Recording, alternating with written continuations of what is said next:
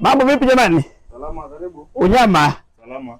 Natoa na kuweka hapa. Ndio, tunatoa na kuweka. Sawa, ndio ninawataka bwana. Au ngoja nimpigie nimuulize kwanza.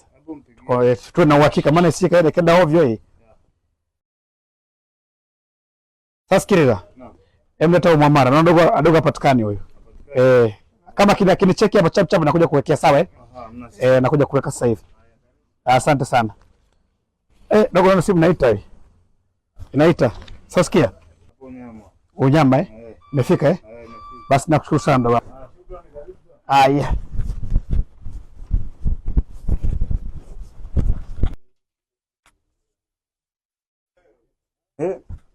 Thelathini? Haiwezekani bana. Pengo Makeke ni miongoni mwa wachekeshaji na watengeneza maudhui ya mtandaoni wenye talanta ya kipekee sana.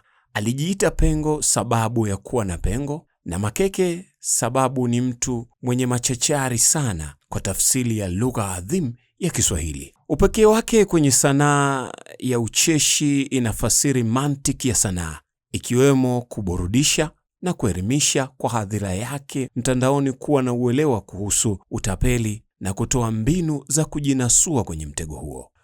Mwishoni mwa mwaka 2025 ulikuwa ni mwaka wa neema kwa Pengo Makeke. Hii ni baada ya kupandisha maudhui mtandaoni namna alivyotapeliwa kwa mara ya kwanza ndani ya jiji la Dar es Salaam. Ndipo hadhira kubwa ikamakinika na kila mmoja kumweleza kwa namna yake alivyotapeliwa. Hivyo Pengo Makeke alifikiria moyoni mwake na kuchukua abra adhimu kuanza kutengeneza maudhui hayo na hatimaye kuzalisha maudhui mengi kwa kadri ya kasi yake na kuwa galacha.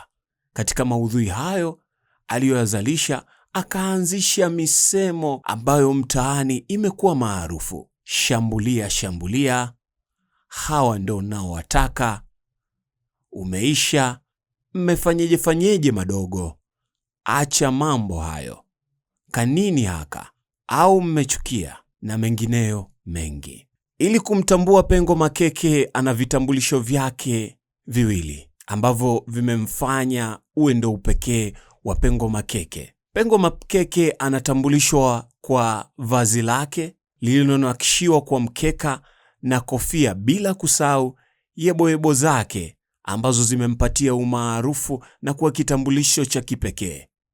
Na hadi kwenye ucheshi wake anatamani siku afanyie sherehe ya yeboyebo zake kwa sababu ya upekee na namna ambavyo zimempatia umaarufu.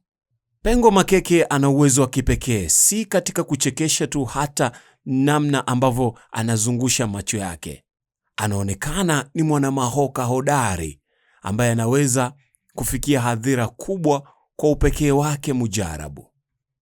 Kutoka Mr. Pengo Team Mapicha, Pengo Mihogo, kusudi lake lilipatikana kwenye ucheshi ambao ni maudhui bora yaliyowastaajabisha wengi, ni pamoja na kuondoka na tablet ya shirika la utangazaji. Ile kumbe mtoto wa watu hauna tabia za wizi wala udokoi kabisa. Yaani sidokoi kabisa na sio mdokozi na sijawahi kufanya udokozi. Ndio. Kwa hiyo waendelee kuangalia namna gani ambavyo wanaweza kuepukana na matapeli kupitia mbinu zao. Nia ni kuwashambulia matapeli kwenye zile mbinu zote ambazo wanazitumia ili watu waweze kupata ujumbe kupitia content zangu na waweze kuepukana na utapeli kwenye kuhakikisha kwamba wanalinda mali zao pamoja na vitu vyao. Okay, asante Pengo Makeke bwana, mimi nitazidi kushambulia. Asante sana. Mimi nawashukuru sana TBC na unajua mimi mmenyoka sana. Ndio tumenyoka. Asante sana. Pengo. Barikiwe bwana. Pengo. Pengo ya shirika hiyo Pengo. Kumshawishi director Hanskana na kuingia kwenye mfumo na akapata nafasi ya kumlaghai na kumtapeli. Hanskana nani hapa? Rahisi sana. Hanskana nani hapa? Mimi hapa. Ndio mtu kwa njembe. Ndio kwa naandaa vitu mkuu. Naandaa vitu hivi na kupiga simu tuondoke bwana. Sawa. Utakutupa bure, mbona jeu chako. Ngoja niweke vizuri. Sawa. Na wewe sasa wazungu wanataka laki 8. Ndio mtapiga radio hapo, ni mwendo wa kula raha. Mtu wa system. Hatari sana. Kadiri wapa baba. Fungua mama, tuondoke. Tuko nje ya muda. Na kweli unaona anapita njia zako, ama ni yule utapeli lakini anapita njia zake tofauti? Na anapita njia zangu. Nimejaribu kupita si sana, nimepita kumwangalia anafata nyayo zile zile, yani kila kitu anakifanya vile vile kama nilivyokuwa nikifanya. Yes. Inatafsiri nini kichwani kwako?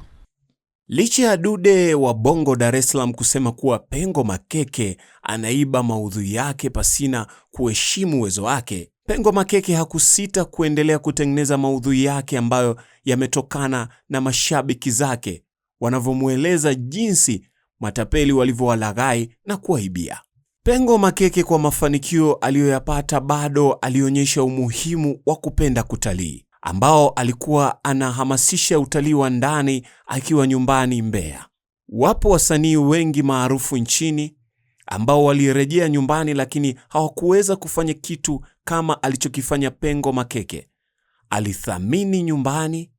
Hii ilikuwa ni baada ya kuja na ziara maalum ya kuthamini vivutio vya nyumbani na kuvitangaza duniani kote.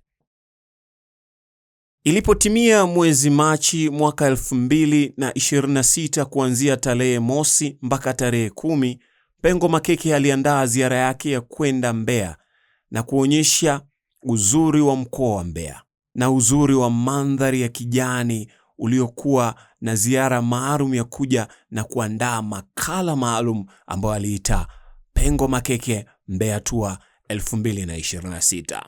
Kupitia makala hiyo ametembelea vivutio vingi ikiwemo Ziwa Kisiba, Ziwa Ngosi, Daraja la Mungu, Matema, Maji Moto Songwe, Kimondo cha Mbozi na maeneo mengi ambayo alipata abra adhimu ya kutembelea ikiwemo maanguko ya maji ya Kaporogwe.